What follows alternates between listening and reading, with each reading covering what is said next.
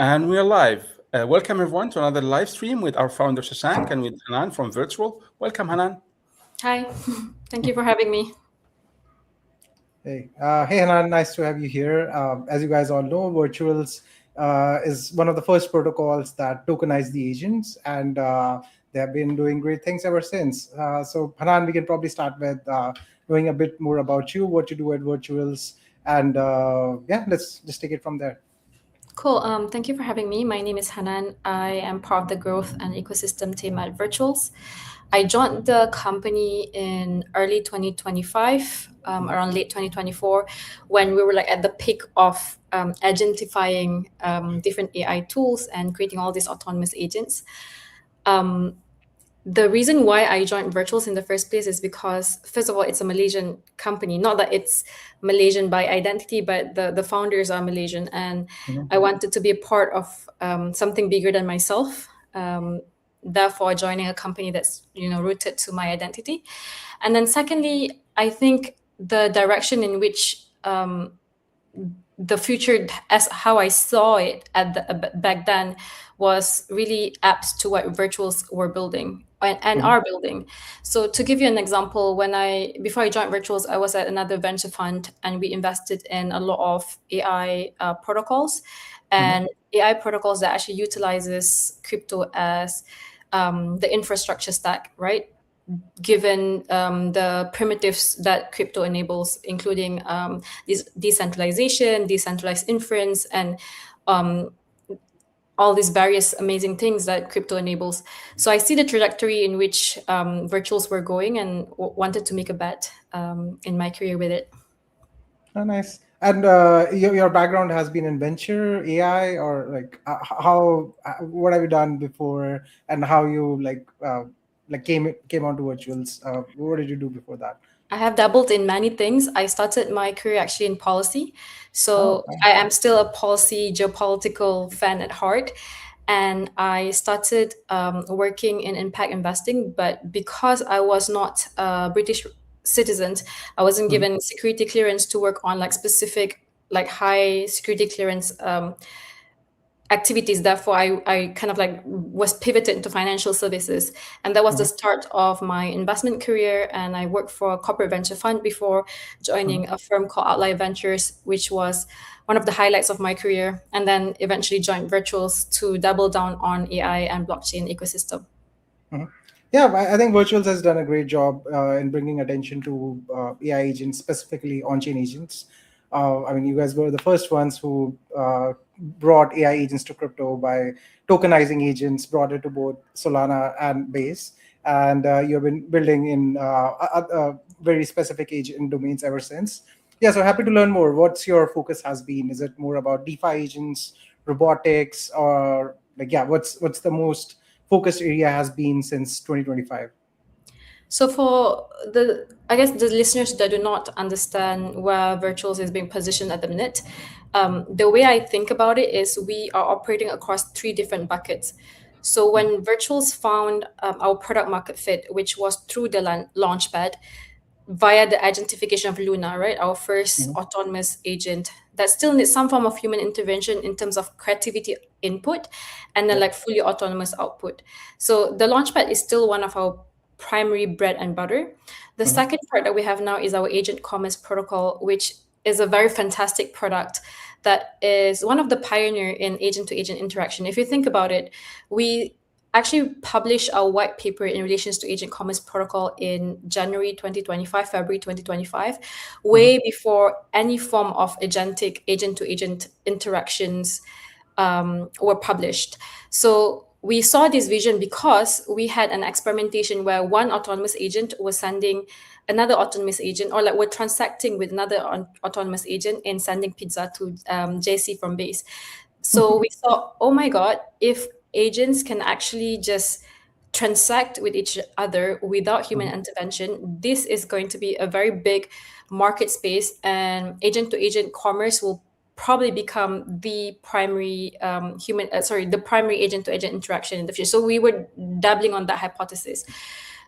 Throughout 2025, we kind of built on that hypothesis, and agent commerce protocol was built.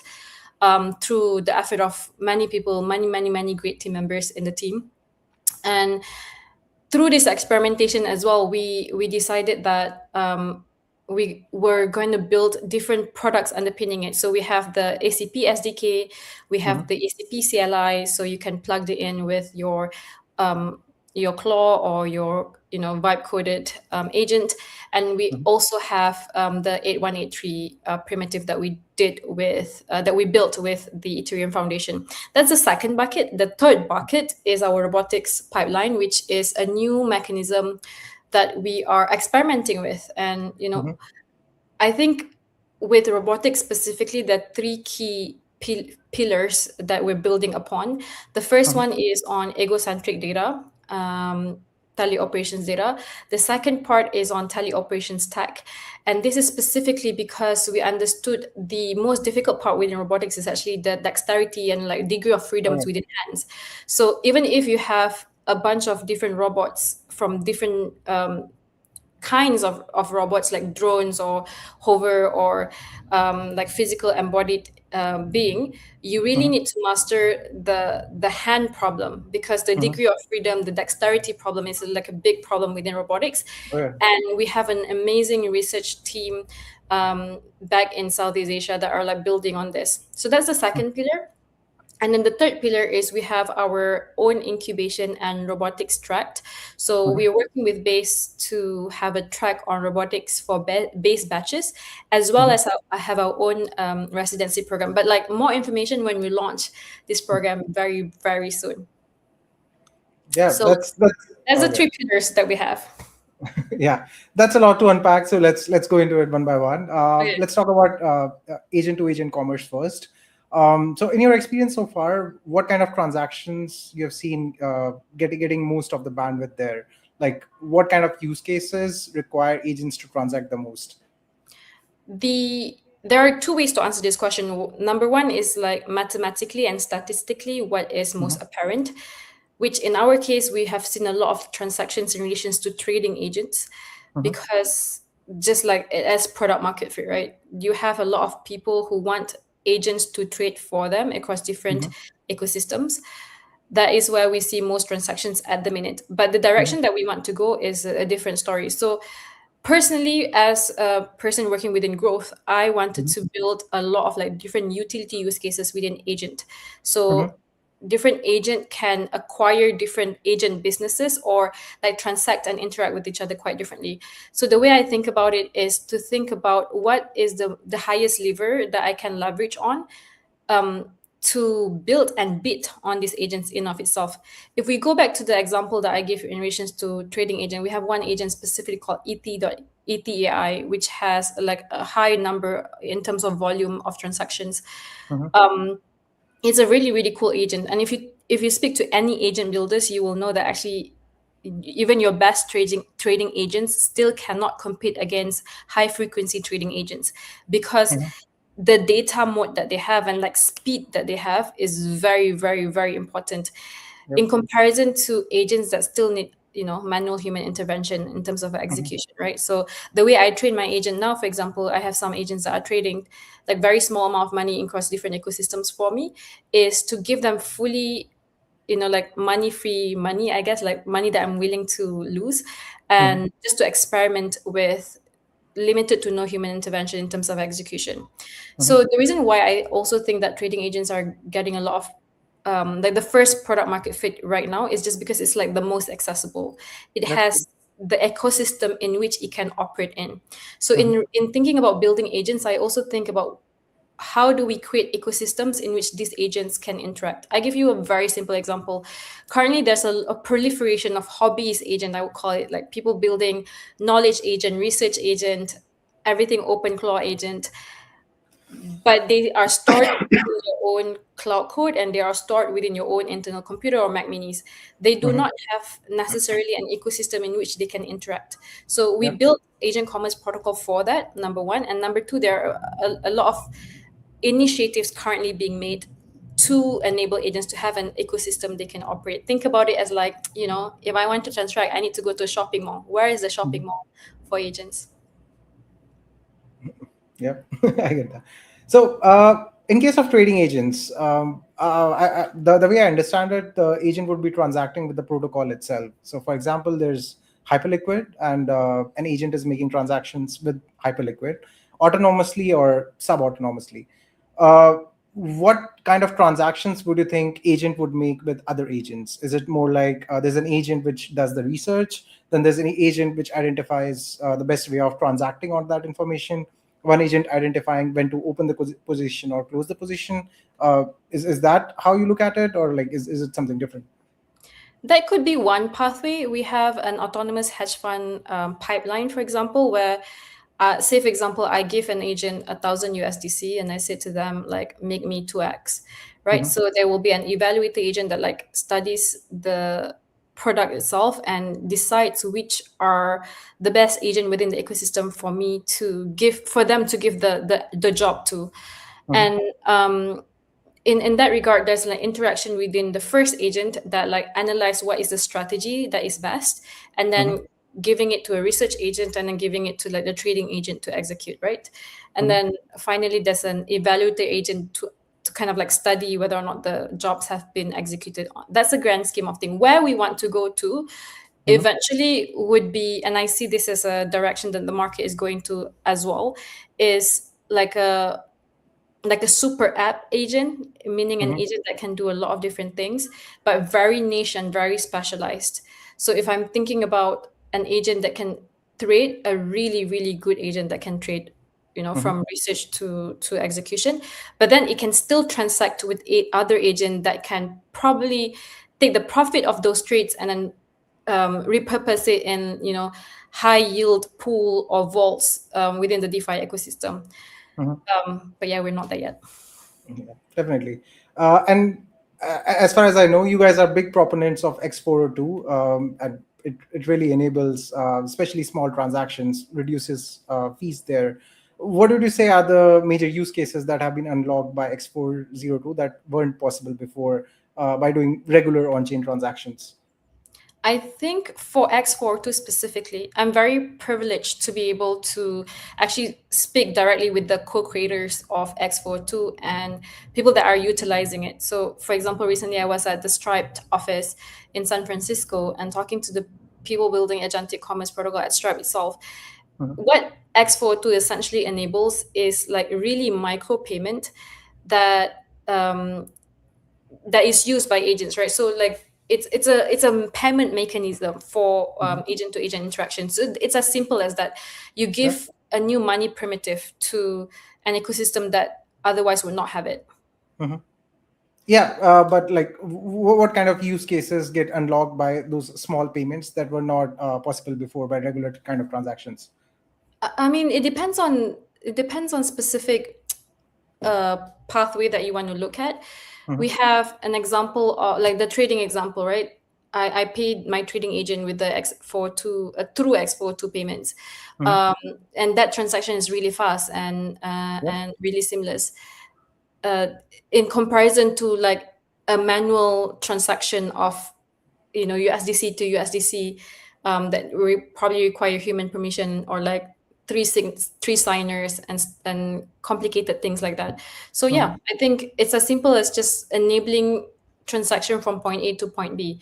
That's my experience, right? I think a lot of builders now are experimenting with different ways to use it, and I see a lot. You can, like, within the base ecosystem itself, there's a proliferation of people experimenting with different ways they can use X402 quite creatively. And that's why there's now like a healthy competition between X402 and MPP. And for those that doesn't know, this is just like another payment mechanism. Yeah, I think the use cases are very, very nascent at the minute. I see a lot in just like transaction and fast transaction, but I could see how it will compound over time with like the data mode that we're building. Yeah, definitely. And especially because it lets you optimize at those cents level. Right now, when capital is managed online, you're looking at big values, and Yeah. there you look for edges. But when you can look for edges in even small amounts and then scale those numbers by millions, then you get kind of efficiency that wasn't really possible with the kind of transaction mechanisms we have been working with so far. So yeah, great stuff there. Okay, I've asked this question from both Hasib and Shayon. Hasib from Dragonfly and Shayon from Multicoin. Will most of the on-chain transactions be driven by agents in future? If yes, then what do you think would be the timeline? If no, happy to hear your reasons. I will first answer this question by a state, like, again, mathematics and statistics. From January 2026, we have processed around 4 million in agentic revenue. So these are revenue produced specifically by agents. So the agents that I built at the weekends, I put it on I register it through our ACP SDK, or like plug it in through our CLI, and I put it on our agent commerce protocol. They were able to transact with other agents and they can purchase my products and services. That's just an example. This has generated over 3.94 million in revenue just in 3 months, right? So that's one scale to look at it in of itself. Obviously, working at Virtuals, I'm very bullish in relations to like where agents could go.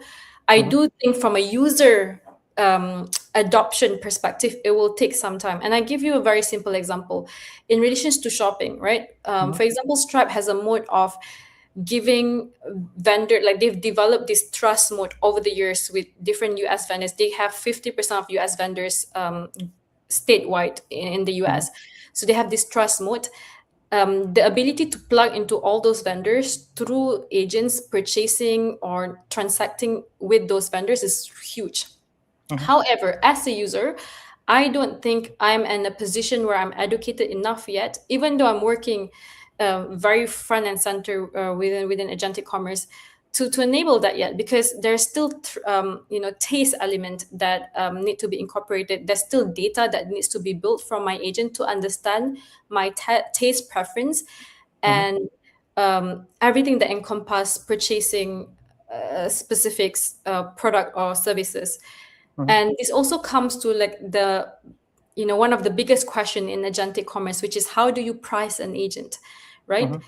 In typical commerce, this profit equals to revenue minus cost. It's very classic McKinsey style. We increase revenue, reduce cost. Therefore, you price at a point where you can have highest leverage on both.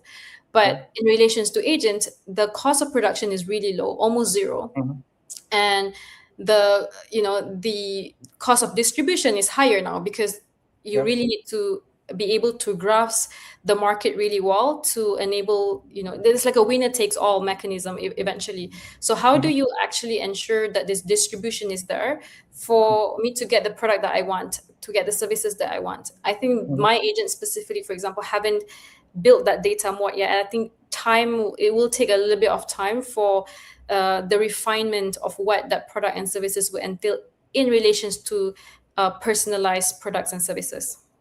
Yeah, definitely agree with that. That's a long-winded answer to say maybe. Okay. So what would you say for a normal everyday user that hasn't interacted with crypto ever before would be one of the biggest issues in doing agentic transactions right now? Is it more about access to crypto or just trust in agents, whether it would be able to manage its capital in the right way or not do any hallucinations?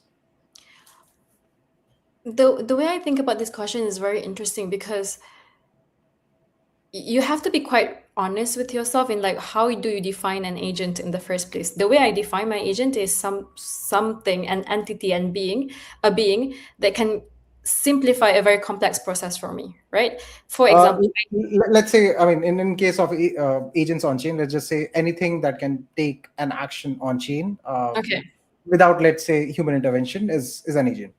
So the way I would answer this question is in relation to like what specific use cases that can alleviate some of the biggest pain points in terms of users and customers in order for them to have that adoption. Think about your friends and your family. Most of my friends and my family do not have access to these agents unless they have a little bit of interest and agency in relation to like creating these agents themselves. One of the biggest 0 to 1 problem that we're trying to solve now is actually not only covering the supply side, which is having a lot of builders build agent for us, but also covering the demand side in relations to having a lot of people who wants to use these agents with us. So it goes back to the distribution problem I mentioned to you earlier. But over time, I think with the proliferation of adoption of tools like OpenClaw and Claude Code and accessibility to these tools that is abstracted away, similar to like how we had crypto in the past, where like it was very, very difficult until it was abstracted away. I think the same will happen with AI agent. And I'm very confident that that future will come.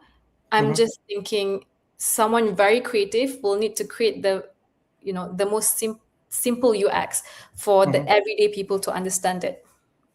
So you would say if we abstract out the bad UX and make it super simple to use, just like click a button and your agent works for you, then it solves the user problems, and then we get adoption from the so-called normies. I think everything is about UX at the minute because Oh yeah, I cost agree. of production is really low. Yeah. So distribution, UX, and trust are three key mechanisms to kind of capture your market. Yeah, definitely. And I think a lot of it has been kind of solved because earlier there used to be so many different kind of UX for different kind of apps. So if you had a dashboard, there's one optimal UX for dashboard, different versions of it, but there's kind of an optimal UI there. Then there's others for different kind of apps. But Yeah. now most websites have been reduced to those chat boxes. So Oh since UI has been redesigned from scratch, we kind of don't have that disadvantage compared to say Web2 companies, because they have been working on optimizing UI since like decades. So now since it's kind of restarted once ChatGPT brought that chat interface, and now everyone is using chat interface in their tools. We can just start with the chat interface. Every app can we just Yeah, we you're can right. just ask it what to do, and then you're in the same standing with every Web2 tool out there, because even users are more used to using that instead of going through complex dashboards or clicking buttons to get what they want. So yeah, I think that problem has gotten a bit easier than it was probably pre-chat GPT. Yeah, it's adopting what's most accessible to the market right now, which is ChatGPT and maybe Claude, and then adapting to what they're most familiar with in their daily interface. Yeah, I've seen a bunch of that actually. You're right to point out that observation. Yeah. Okay. We have talked about agent payments. Let's talk a bit about trading agents. I mean, you guys recently are or still organizing that competition where agents trade on Hyperliquid, and the most performant agents get rewarded from the pool. What led you to come up with that idea? How has the reception been? Where are the top teams from, and what are the learnings from that competition? Okay, there's a lot of questions that let's Yeah. unpack. So where did the idea come from? I believe the idea came from the fact that a lot of people within virtuals love to trade, myself excluded actually. But I have tried building. So it's a very easy process. You kind of come into the website. You can create your own agent. Like when you create an agent, it's automatically tokenized. You can create it within our console. It's a very simple process.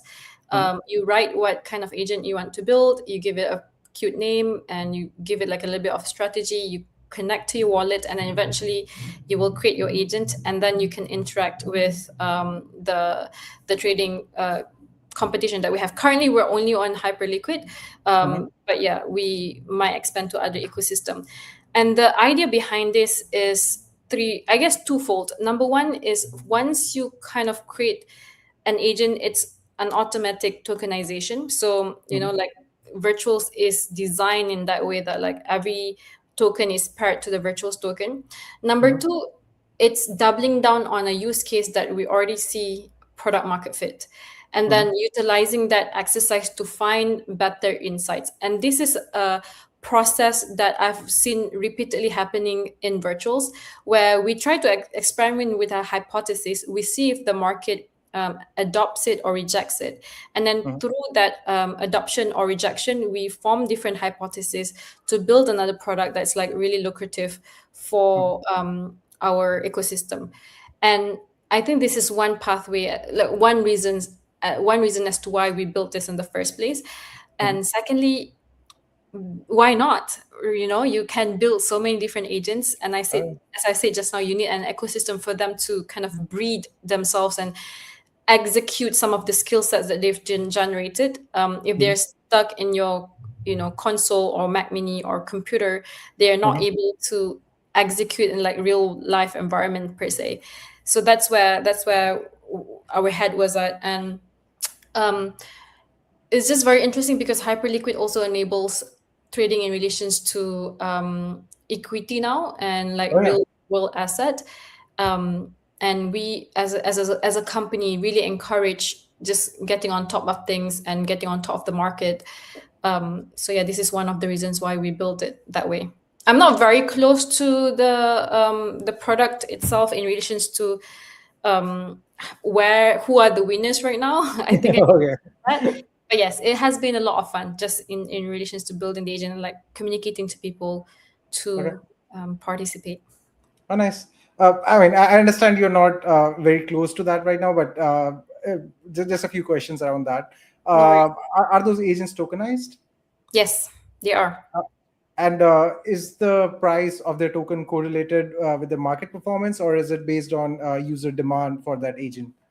I would assume so. But let me check on that. I'm not sure. Okay, yeah, that's fine. Okay, let's move on to robotics then.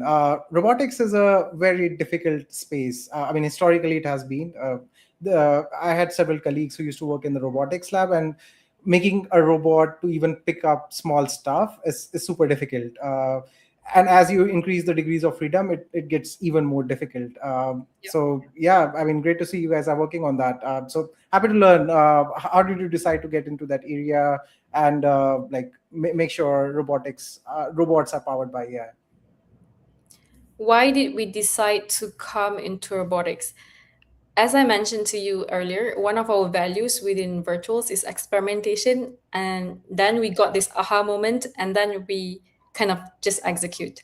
So the idea, I believe, came from one of our colleagues, Lawrence, who was just looking at like the robotic space and believed that there's a few, like an ample of opportunities to do that. Like one of it is data mining. And similar to how we have this chat GPT moment in relations to LLM because of data, static data that have been inputted into these models and therefore trained. We believe that being one of the first mover in data mining for robotics will be really, really key. So this was back in early 2025. And our founders saw the vision as well and just say, let's fucking go. And we did that. Pardon my French. And in relations to like why we do it in the first place, I think Virtuals have always believed in the ethos of looking at like where the market would go and doubling down on like quite a visionary concept. So the reason why we like robotics specifically is robotics and agent are like two peas in a pod, I would assume, because you would need to deploy some of these models into a physical being. You need to identify some of these models through physical intelligence and giving it like a personalized physical body. That was the hypothesis initially, and then we've kind of grown the team into what it is now, into like 3 specific different metrics that has been super fun to work with. Yeah, I mean, just to add to that, I would say agents are like actual RWAs, Yeah. real world agents. Because I mean, agents on a computer just interact with the tools on the computer itself, but those robots are the agents which act in the real world and doing all sorts of tasks. So yeah, I mean, great way of doing it. So you mentioned a bit about the data. So are you talking about the data when the robot takes an action and you collect the data from its sensors and use that to fine tune the model that controls the robot? So we have a product called Seesaw, which you can download currently on our on any app store and Google Store. You download it and then you kind of like engage with it. It tracks. You record different egocentric data. So, for example, unloading and offloading your dishwasher, washing your dishes, folding laundry. And from this data, we package them, and then we kind of use them to train our own robots itself.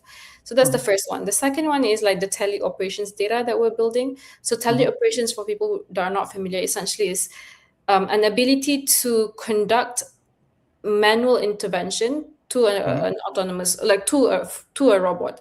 I think it's a transition between towards fully autonomous robotics, you kind of need some form of human intervention in the beginning. Yep. I think the timeline that we're seeing, and I've spoken to so many researchers in relation to this, that are bullish in relation to like fully autonomous physical bodies, or physical agents, or physical robots, but understand that teleoperations is like the intermediary that you need in between. So we build this teleoperations data, and we will actually distribute it across different real world scenarios in Southeast Asia. So a lot of more information I can unpack here, but just to give you a little alpha, I would say we have secured different partnerships with different institutions across Southeast Asia in relations to hospitality and the likes of that, to deploy some of our robots into those ecosystem and enabling the software and the hardware experimentation in real world situations. So even if you have the best software in relation to like VLA, VLM models, but a lot of the time the software are trained in very contained environment where like there are 6 very perfectly situated sensors. So what if we put this robots in real world environment where the sensors might not be as perfect, but we can train and we can collect data from real world environment and then fit that back into the existing infrastructure that we have. That's our hypothesis, and we're very privileged to be able to do this with the support of multiple governments and institutions. And I think that's what we're really good at, like forging these relationships and doubling down on where the future would be through creating it. Great. So when you talk about egocentric data, is it humans doing the tasks and you like record the video of them doing tasks so robots can replicate it, or is it robots doing the tasks and then you record that data to identify gaps in their learnings and use that to make those robots better? For right now, it's the former. I understand there's a lot of like debate within robotics in relation to like what's the best methodology, but the one that we have created for Seesaw specifically is humans doing the activity, and then you kind of train them into your models. What we are also experimenting with is different forms of training methodologies, right? So that's why we have been engaging with a lot of researchers in institutions like Berkeley, Stanford, even Nanyang Institute, and people like different institutions in China as well, to adopt some of these different methodologies. So for example, if you can like train your robots with I don't know what you call it, but there's this machine that you place in your hand, and then it kind of like follow the movements of your hand, and therefore it trains your hand model.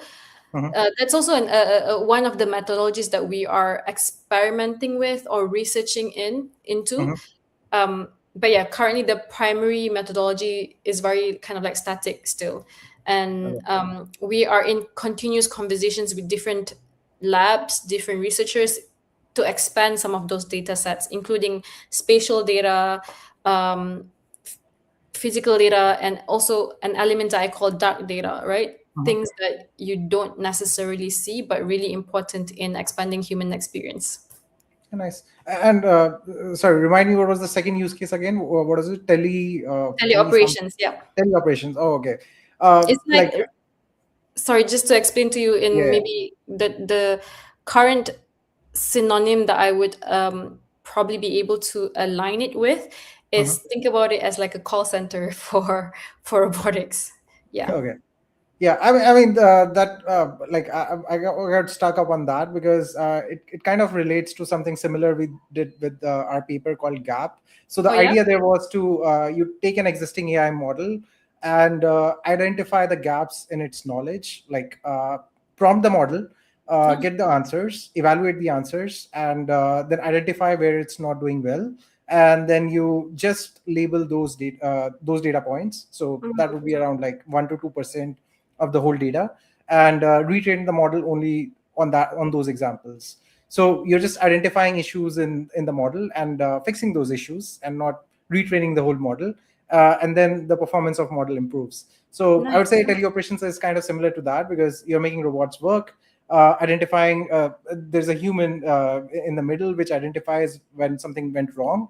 Then you're recording what went wrong and what is the solution to that, and then you can feedback that data back into the model, and then it can probably do better. Is that how it works, or like Am I misunderstanding it in some way?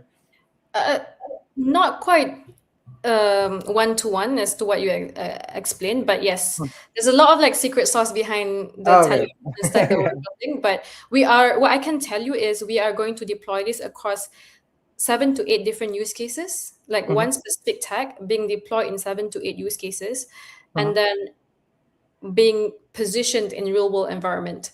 And it's super cool because it's essentially kind of like fast tracking, the real world interaction between physical robots and real world use cases. Oh, nice, great. And where does the blockchain add the most value in this whole process? Is it about the tokenization of data, the tokenization of the final value, or like what is it? I think similar to like how we view everything in terms of infrastructure stack at virtuals. The reason why blockchain is really, really important is because it adds that security and trust primitive, right? So for example, with agent commerce protocol, agent to agent interaction is conducted through an escrow contract, right?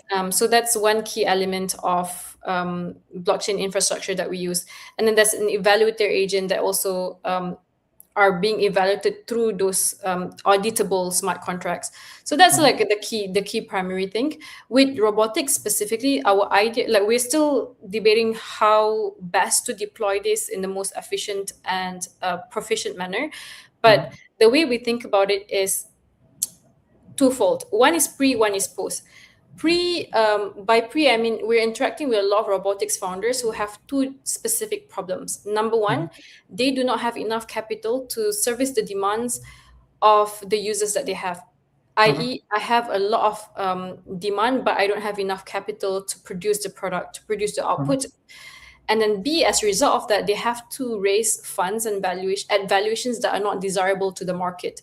So given that robotics valuation currently is very, very inflated, they have to struggle and compete with a lot of like AI builders and different kind of businesses that currently do not necessarily service their capital needs. So the reason why we wanted to build a tokenization platform within robotics itself is to answer to this specific problem statement, in which if I can enable the market to double down on specific robotics projects through our unicorn mechanism, which give automated capital formation to builders. Say, for example, they reach a 6 million market cap, right? With the robotics token that they launch, they get to funnel out 300K of that for their runway. So imagine as a builder, you have that relief and confidence that in the next 3 months, I have 300K to cover my runway and service the demands of my products without any,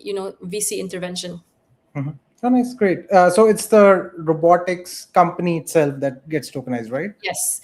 And we're speaking to so many that have the same problem. Like in Europe, in San Francisco, in Asia, it's kind of like an echo chamber at the minute where the problem statement is the same, but nobody is solving it beyond just taking VC money. I don't think that's very sustainable in the long run, to be very honest with you. And specifically for robotics, it's a huge, like capital intensive industry. I mean, unlike software, each of those robot and their components cost a lot, and there's a lot of iterations. Manufacturing them at scale is also difficult. With software, you can just distribute it. With Correct. robotics, you have to manufacture each and every one of them, do quality control. So yeah, it's And also in robotics, actually, you have to kind of build almost everything from scratch. They don't have an aggregator platform or software yet. So, for example, we're talking about different kinds of different kinds of data mining activities, right? There's no specific aggregator platform that provides tools and services for these different data mining activities, in comparison to like software, like just SaaS in general, where like every 2 seconds there's a new aggregator marketplace being built. Robotics founders have to solve a lot of hard problems just in relation to like tools and softwares that they want to use to build their products and services in the first place. Yeah, definitely. I mean, I've done a bit of robotics in the past, and my knowledge is probably outdated. But based on what I understood back then, it's really a patchwork of different libraries, and there's no like one thing holding them all together. So there's one tool for something, other tool for other thing, but they kind of don't work together very well. So you have to glue them in some way, and then something else breaks. So yeah, it's a difficult problem. So You yeah, know very what's the different. common denominator that a lot of researchers have been telling me? They all use Claude for some reason to like kind of expedite their research. So that's one I guess common denominator. Oh, yeah, definitely. Okay, I think it's time to move on to our next rapid fire round. So, Adil. No, thank you so much, Shashank. It has been fun. Oh yeah, All right. perfect. I hope this part is fun as well. So these are like rapid fire question, and the first one is for you, for our guests. What's the most surprising thing you've ever seen a virtual agent do? Positively, I mean. I think I give the example. We did an autonomous agent transacting with another autonomous agent fully autonomously and delivering a physical food to someone to JC in San Francisco. That was really cool, and that kind of inspired the agent to agent commerce mechanism. I have a lot of like really fun memories with builders in general, building different agents. To give you an example with my immediate friends as well, we were trying to solve the problem of like the fertility crisis. So we built a research agent to kind of discover different fertility understanding across Europe, Asia versus the North America, and try to build an agent that can, like service different women demographics to kind of push them towards wanting to fertilize. I mean, it's still in production. See, this is a surprising one. And next Yes. one is for you, is for our founder, Shashank. So this is tough as well. What's the most human thing you've seen an agent do? AI agent. So this is still in internal testing, but like we had programmed our agent to like place some trades, and at one point he just not he it just closed the trades on its own. He was like, "Yeah, I've made enough money. Let's just chill out for now. It's fine." This is awesome. All right.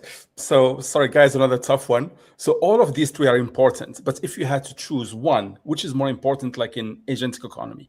Yeah, UX, trust, or aligned incentives?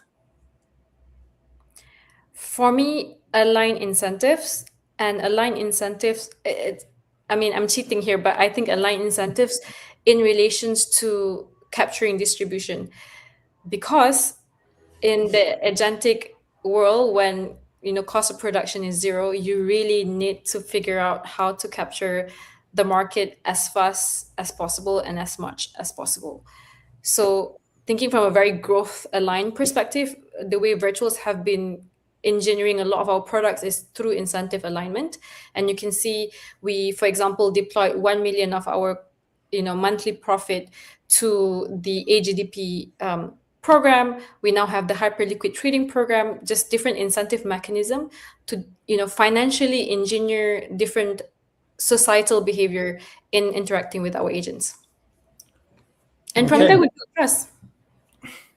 Yeah, kind of agree with that. Even trust is kind of a downstream of aligning incentives, because if there is a system where incentives are aligned, you can be it is more trustworthy, because logically everyone is supposed to work towards a common goal, because it's for their own good. I can't think of a system where incentives are misaligned and you can trust that system, because there is always some actor who has the incentive to do something which is not aligned to the goal. So yeah, probably the same, aligning incentives, because then everything comes from there. Okay. So, next one is also for both. Which is more important for AI projects, quality of data or distribution channels? Interesting. Uh, I would say different use cases would require different answer, but for now, distribution channel, and actually quality of data will result in greater distribution channel. I believe the product will speak for itself. So, for example, AI XBT, it has a really, an insightful, like lots of beautiful data there. Therefore, it found product market fit because the data led to its distribution and virality. Okay. Yeah, I would say they're kind of meant for different things. Data quality is more like product. It just uh, decides how good your product is, and distribution is more about how well you are able to reach out to your customers. So that's more like marketing and sales. So kind of different things, and both are important. Shouldn't be compared. Okay, so our last question, and this is also like a tough one because like in AI, everything goes like so fast and so hard to predict. But if you had to predict the next trend of 2027, which one would it be? Specific to AI agents or in general? It has to be AI, Got it. maybe But why robotics. 2027? Why not 26? Do you think The like timeline That's compressed the so tough one. much. All right, 2026. Let's change it back. Shashank, maybe you want to 2026. start on this one. I need to think. Yeah, I mean, of course, I'm biased, and I'll say AI agents. I believe, at least towards the end of year, agents will be doing a significant amount of transactions on chain, because agents understand smart contracts better. They are faster, and they are less liable to hacking because they can always read the smart contracts, read the transactions, and see what's actually going on. So yeah, like as we enable more secure and trustworthy agents, users would be more likely to transact using them rather than doing it themselves. I would agree with Shashank. I would say that by the end of 2026, the AI agent ecosystem as we understand it in Q1 would change significantly. A lot of my friends specifically and builders within the Ethereum ecosystem, for example, are building the security layer within the AI agent ecosystem to ensure things like prompt injection, and those very very bad and nasty things do not happen within the AI agent ecosystem. So that security layer needs to be further improved. But I would say there will be higher transaction, there will be faster transaction, and there will be really creative use cases that we have not seen being used yet. What that will entail, I'm not sure. I just give you one example, right, in relation to fertility, which Mhm. comes from a desire to solve a specific problem. Yeah. And I can see the pathway in which people would do this is adapting. The open source ecosystem is beautiful, and I'm really grateful for it. So, for example, Kaparti's recent knowledge base is really Mhm. useful to just kind of build an ecosystem of knowledge for a specific niche area that you want to double down to. So, I really think the more generous people like Kaparti and different researchers open sourcing their agent ecosystem toolkit, Mhm. and the better use cases we will see, and that will be super super relevant by the end of 2026. I also think in relation to robotics, just to like inject that for a second, um, there will be a proliferation of robotics competition in Mhm. relation to like what is good for the market. Currently, for example, one specific robot like a Unity G1 costs you 30 to 50K USD. I think Mhm. that's going to be like a scaling law that will happen where cost of production will reduce, depending what happens in Straits of Hormuz. But cost of production might reduce over the next few months, and we will see more adoption in not just factory setting but more real world use cases settings. Yeah, definitely. So, DARPA used to organize this car competition, which led to like development in AI and robotics, where there were different universities who were participating to create autonomous cars, and it had to like race through a desert to get to a point, and whoever got there faster won. And that led to a lot of developments in this area. I do wish to see something similar with robots like Unitary and others. Like that would enable a lot of experimentation and making those robots better in general. Yeah, it's so exciting. We're going back to hardware. Like the industrial revolution is happening again before our eyes. Yeah. All right, love it. So this is all for today. Thank you very much for joining us. Everybody, Thank please you for follow having me. Hanan and yeah, follow Virtuals if you're not already. And thank you, Shashank, as well. And bye, Yeah, all the everyone. best to you guys. And Yeah. let's talk again. So maybe we can do something together. Oh, yeah, sure. Hopefully. Yeah. Thanks a lot. Really nice having you. Bye. Bye, everyone. So